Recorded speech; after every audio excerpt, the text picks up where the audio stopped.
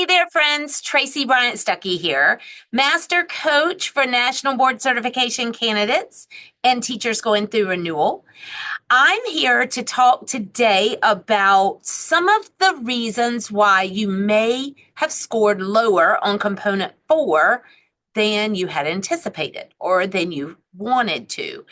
And I'm also here to say Component 4, I call it the beast, is the most challenging component of the National Board, in my opinion, because it has so many moving parts and it requires so much of you that you've probably never given to another type of process before. It's certainly nothing like a master's degree or a doctorate degree. So I want to kind of go through it and let you see what the common pitfalls are so that you can adjust and stay away from those if possible. If you're just getting your score reports back and you're like, what in the world? What are all these feedback statements? Maybe something that I'm going to say in this video can also help you with that as well. All right, so we have the common pitfalls causing low scores in the NBPTS Component 4 programming. You know, oftentimes candidates might fail to grasp that Component 4 really focuses on demonstrating your teacher leadership and collaboration outside of your own classroom. So many times teachers will stay too classroom focused inside of 4 rather than showing how you get outside of your own walls.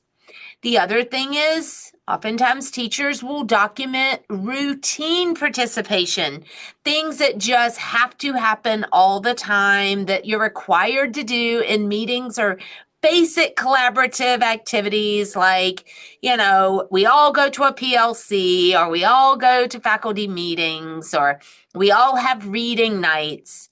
Instead of taking those basic routine participatory types of collaboration and leadership and demonstrating your role in initiating something beyond what it already is, or your leading. You know, is there a way you get in and lead? Say, hey, I'd love to do this particular book and let's have a book study around it. Or have you significantly influenced professional growth opportunities for your school or your district by bringing programs in or suggesting programs that you've heard from people outside of your district? Or these days, we're all online, we're in different groups online. So really think about C4 as a way for you to prove your leadership and collaboration above and beyond the basic routine things that we as teachers have to do. The other thing is there's oftentimes insufficient evidence of leadership. Now, some of you are saying to me, but Tracey, I'm not given an opportunity to lead. I understand that. Leadership can happen just on your grade level. It doesn't have to happen at a district or state or even school level. You on your team showing some type of leadership, even you with parents, leading parents into understanding better what their students need to do. So many submissions, again, describe participating in PD that's already been picked for you instead of creating, leading, or substantially contributing to PD or learning experiences or mentoring. That's a great one too for leading, that you choose because of your own needs and your students' needs.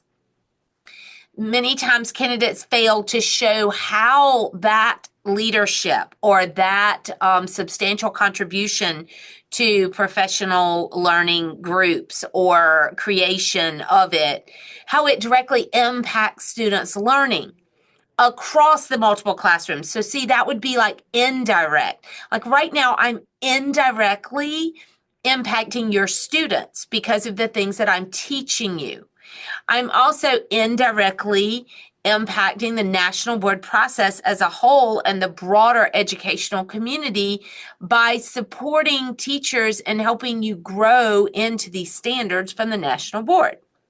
So that's a part of leadership, but you don't have to lead at the level at which I'm leading to do well on C4. You simply have to look at it beyond just sitting and waiting on somebody to tell you what PD you're going to have. You looking at the needs and you finding what you need and what your students need and going after it.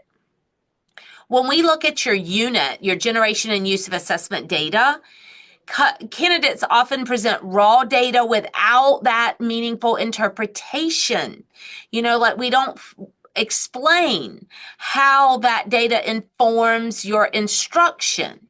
It's just like, oh, this is what it is. This is the data.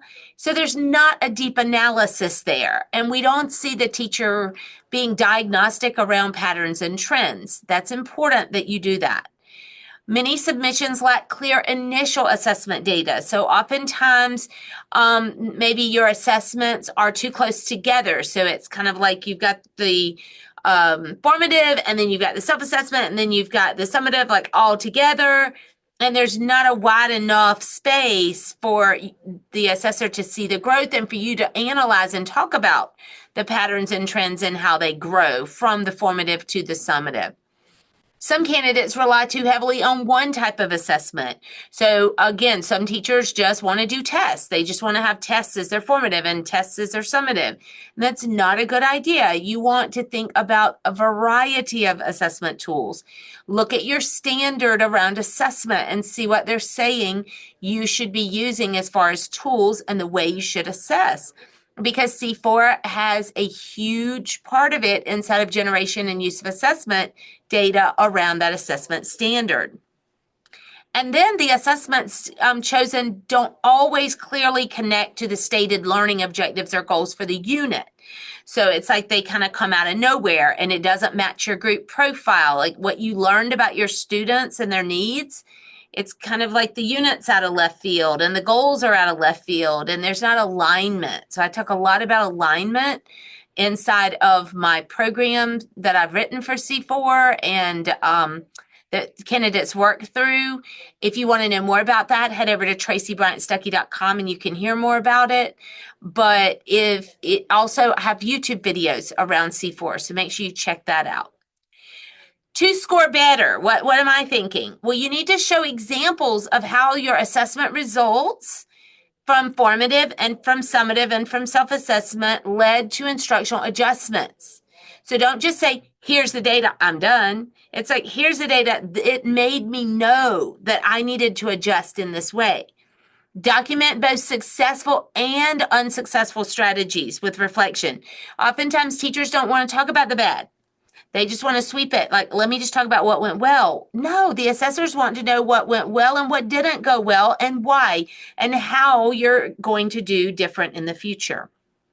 And include multiple data points over time. So again, having those data points further apart, if it's a 2-week unit, having them near the beginning of it and then closer to the end and your self-assessment somewhere in the middle. Some of you do 4-week units. It's just, you're all going to do a different unit. Include specific student characteristics that affect learning. So again, you collected information on the group profile for a reason. You didn't collect it just to collect it. You collected it to use it. Explain how you considered these factors in planning. So again, here you have your group profile. Are you planning with that information for your unit in generation and use of assessment data? And show clear connections between student needs and assessment choices. So just plucking an assessment that you've done every single year for the last 10 years or one that's prescribed in your curriculum guide and it doesn't match your learners, their needs or their learning styles, it's not going to score well with the national board. You know your kids, you know what their needs are, you know how they learn, you know how they grow.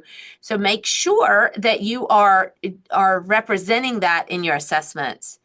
And show regular monitoring of student progress. Document modifications based on assessment results. Again, goes back to instructional adjustments. What are you adjusting because of this assessment? We want to know that you are making adjustments, that you're not just accepting it and then just continuing with the unit because that was your plan. and include both formal and informal assessment methods. So for me, formative is informal. It isn't graded. It's informative to me, so I move my practice. Self-assessments are the same way, but summative is formal. It is graded. It's different. So I want to make sure that I showcase both of those. Documentation problems also can sometimes be found in C4. Evidence selected often does not clearly align with the specific requirements of component 4. So people just kind of like collect everything in the kitchen sink instead of the things that they actually need, which you really need to prove collaboration, and you really need to prove that you somehow really know your students through some type of data or collected information. Candidates sometimes include materials are too old. So in your participation in learning community section, you can have things back 24 months, but your evidence can only be 12 months old. So sometimes they're out of that time frame, or they don't really demonstrate leadership and or collaboration. Documentation may be incomplete, or it doesn't capture the full scope and impact of your professional activities. So it's basic, and it doesn't lend itself to analyzing how it's meeting student needs and helping you grow. And there could be insufficient use or inappropriate use of a variety of assessment types. So as I said, you've got to have informal and formal. So informal is that formative. So if we have a graded test as the formative and a graded test as the summative, that's not going to go very well, right? All right, writing and organization issues. So sometimes responses tend to be descriptive rather than analytical, focusing on what happened rather than the impact of it in the learning. Many times submissions lack clear organization that guides the reader, that scorer, through the progression of your professional growth. How have you grown and through collaboration with others, and what has your leadership development look like, even if it's simply leading parents and leading on your grade level? In a way, you're learning things to be able to lead. Okay. So those of you who have no leadership, I promise you didn't get a 1.75 because you have no leadership. There's a lot more going on to that 1.75 than a lack of leadership. But it's important that, again, we don't see teachers just waiting on the school to give you every single bit of professional growth you're going to have. Because oftentimes anyway, we know that that's typically just around curriculum and programs instead of around truly helping you to grow with content and pedagogy. Candidates often struggle to maintain their focus on key aspects required by the rubric. So there are so many times that candidates are like, what, there was a rubric? I was supposed to use it? What do you mean? You've got to use the rubric. It's what the assessor uses, so don't stay basic. We've got to move beyond basic. We have to demonstrate the way we initiated, led, or significantly influenced professional growth opportunities. I cannot say it enough. This is about you diving deep, growing big, and understanding that assessment drives instruction. So you've got this. I know you have this. Remember, it's very important. The most powerful two words in the English language, as defined by Jim Quick, Kwik, he's an American brain coach, are I am. Anything that follows it will come true. So what's going to follow I am for you now? I am capable of getting a 4.0 on C4. I am able to figure out what it was in C4 that I did not do very well. I am going to look at my score report and see if I even need to redo C4. I am, if you've never done C4 before, going to do C4 first because it turns you into a national board teacher. What follows I am for you? Bye now. Oh, see me at TraceyBryantStuckey.com if you want to join any of my programs and be a part of my live think tank cohorts. They're fun. You'll grow bigger, I promise. Bye now.